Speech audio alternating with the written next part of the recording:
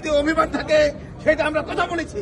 আমরা লন্ডনে গিয়ে কথা বলেছি যুক্তরাষ্ট্র বিএনপি দিতে হবে, এবং তারেক রহমান সাহেব তারুণ্যের অহংকার, তিনি বলেছেন যে আমি কখনোই বলিনি যে যুক্তরাষ্ট্র বিএনপি দেব না। তিনি বলেছেন আমি যত সময়ে যুক্তরাষ্ট্র বিএনপি দিব, এবং সেই লক্ষ্যে আমরা কাজ করে যাচ্ছি। আমাদের সাথে যোগাযোগ আছে, আমরা জানি অচিরে যুক্তরাষ্ট্র বিএনপি দিবে।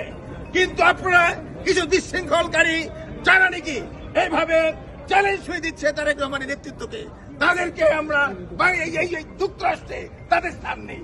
তারা নাকি নীতি মানবে না, দলের নীতি নির্ধারণ মানবে না, তাদেরকে আর বিশৃঙ্খলা সৃষ্টিকারী করবে, তাদেরকে আমরা এই যুক্তরাষ্ট্রের বাড়িতে লিখতে। আমরা সুশৃঙ্খল দল, আমরা চাই যুক্তরাষ্ট্র বিএনপি হবে এবং হতেই হবে, এটা আমাদের দাবি। প্রত্যেকটা অনুষ্ঠানে বিএনপির প্রত্যেকটা অনুষ্ঠানে আমরা গিয়েছি, অংশগ্রহণ করেছি। এখন আমাদের বাংলাদেশে বিএনপি দিতে হবে, যুক্তরাষ্ট্র বিএনপি দিতে হবে, যুক্তরাষ্ট্র বিএনপি দিতে হবে। আমাদের এখন একটা সুদিন 15 বছর আমরা দেশে যেতে পারি না, আমাদের নামে যত্র হাসছে, আমার নাম মারামারি করে, আমার নামে কেস করেছে। অতএব আমরা এখন বাংলাদেশে বিনির্বেশে তারেক রহমানকে নিয়ে যাব।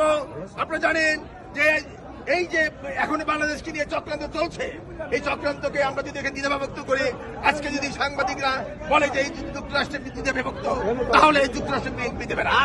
আপনারা যদি যারা নাকি যুক্তরাষ্ট্র বিএনপি চায়, তাদেরকে অবশ্যই নীতি নির্ধারণীকে সম্মান দেখাতে হবে। আজকে যে মিডিয়াগুলি আমাদের বিরুদ্ধে সবসময় লেগে আছে, আমাদের মনে রাখতে হবে যে মিডিয়া এই নিউজগুলি যখন যায়, তখন তারা তখন একটা বিরূপ প্রতিক্রিয়া সৃষ্টি হয়। যাই হোক, সংগ্রামী সাথী বন্ধুগণ, আমাকে এই যুক্তরাষ্ট্র বিএনপির আজকে তো আমারই থাকা কথা ছিল, আজকে এই যুক্তরাষ্ট্র বিএনপির প্রত্যেক অনুষ্ঠানে আমি ছিলাম, আজকে থাকার কথা ছিল। কিন্তু আমার নেতৃবৃন্দ যারা আছে কয়েকজন আমাকে বলেছে যে আপনারা এয়ারপোর্টে যাবেন, যেহেতু আপনি আন্তর্জাতিক সম্পাদক আসছে, আপনারা জিল্লুর রহমান জিল্লু, আমরা সিদ্ধান্ত নিয়েছি আমাদের যেতে হবে।